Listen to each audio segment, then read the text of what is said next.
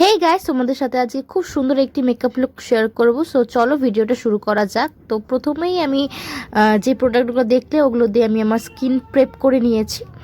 তারপরে highlighter base primer দিয়ে আমি স্কিনে লাগিয়ে নিলাম।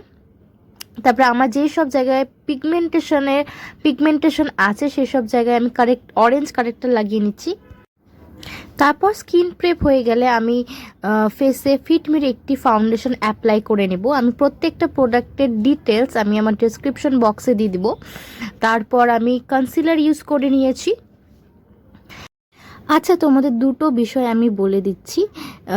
এক হচ্ছে অত প্রমিনেন্ট ক্যামেরা বা আমার লাইটস নেই, যাতে তোমরা হয়তো প্রত্যেকটা বিষয়ের ডিটেলসে হয়তো বুঝতে পারবে না।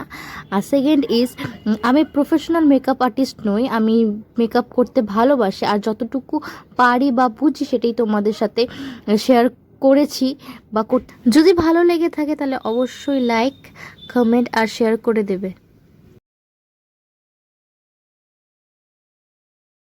আচ্ছা, তবে আই মেকআপটি নিয়ে কথা বলা যাক। সবার প্রথমে আমি একটি ট্রান্সপারেন্ট শেড আমি আমার আই লিডে অ্যাপ্লাই করে নিচ্ছি। তারপর আমি কাজল অ্যাপ্লাই করেছি, সেটাকে আমি ব্রাউন একটি শেড দিয়ে স্মাচ আউট করে নিয়েছি।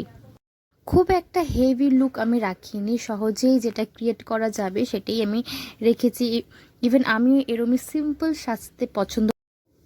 আচ্ছা, তারপর দেখতেই পাচ্ছ আমি একটি লিপস্টিক টিন্ট আমি লাগিয়ে নিচ্ছি আমার চিকে। প্রোডাক্টটি ভীষণ ভালো, তোমরা দেখতেই পাচ্ছ আলাদাই একটা ন্যাচারাল গ্লো চলে আসে লাগানোর পর। তারপর হয়তো অনেকেই ভাবছো যে আমি কেন কাজল দিয়ে আমি আমার লিপসটা ড্র করছি। জাস্ট তোমরা দেখো এরপর লিপস্টিকটা কত জাস্ট অসাম লাগে, ফাইনাল লুক। আর আমি কিছু জিনিস যেরকম মাস্কারা, হাইলাইটার, সেটিং স্প্রে এগুলো আমি অফ স্ক্রিনে অ্যাপ্লাই করে নিয়েছি। যদি ভালো লাগে লাইক করে দিও।